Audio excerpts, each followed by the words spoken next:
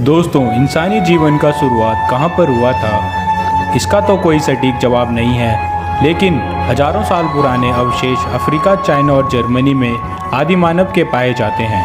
आज से 70,000 साल पहले आदि मानव का एक दल भारत आता है और 45,000 साल पहले उनका एक दल यूरोप और 30,000 साल पहले एक दल ऑस्ट्रेलिया की तरफ जाता है। मौसम और फूड चेन में बदलाव के कारण वो हमेशा एक जगह से दूसरी जगह जाते थे, लेकिन समय के साथ साथ उन लोगों के रहने, चलने फिरने में बदलाव आया। साथ ही उनका शरीर की बनावट में धीरे धीरे बदलाव आने लगे थे।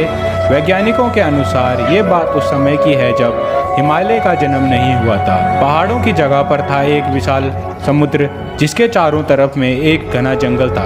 यहाँ पर रहते थे आदि मानव, जो कि आज के बंदरों से अलग थे और कभी कभी जमीन पर भी उतर आते थे। खाने के लिए इनके पास कोई कमी नहीं थी, वो पेड़ों के फलों को संग्रह करके खाते थे।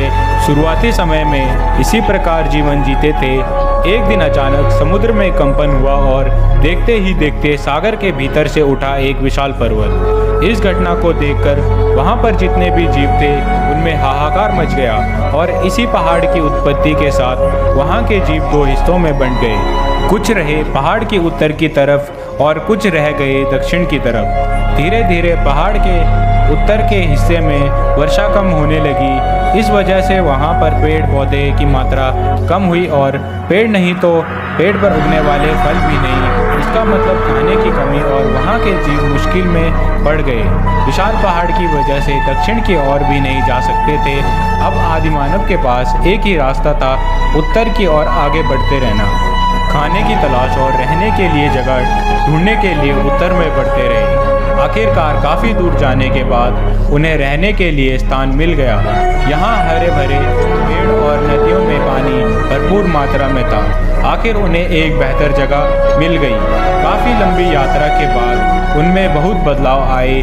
जो वानर पेड़ों पर डाल पर घूमते थे, अब वह जमीन पर चल सकता था। जमीन पर चलने के लिए ये जीव हाथों का सहारा लेते थे। ऐसे चलते चलते इनकी पीठ में दर्द होता था, इसलिए अब यह बिना हाथों के सहारे चलने लगे और धीरे धीरे पूर्ण तरह से पैरों पर चलने लगे। शरीर में बदलाव के साथ साथ जंगली जानवरों का सामना भी करना था, इसलिए यह जीव जंगलों में झुंड बनाकर भोजन की तलाश करते थे और हर एक झुंड का एक मुखिया होता था और झुंड के हर सदस्य को मुखिया के अनुसार काम करना पड़ता था। मुख्य की बात न सुनने पर झुंड से बाहर कर दिया जाता था। ऐसे में झुंड से अकेले जाएं कहाँ, क्योंकि चारों ओर घना जंगल, जहाँ अकेले होने पर जंगली जानवर का भोजन बन जाया जाता था। ऐसे में मुख्य की बात पर सहमति जताने के अलावा कोई चारा नहीं था। भोजन की कमी के कारण एक बार अपने मुख्य के साथ भोजन की तलाश करते हुए अचानक वहाँ पे एक जंगली जानवर आ जाता है।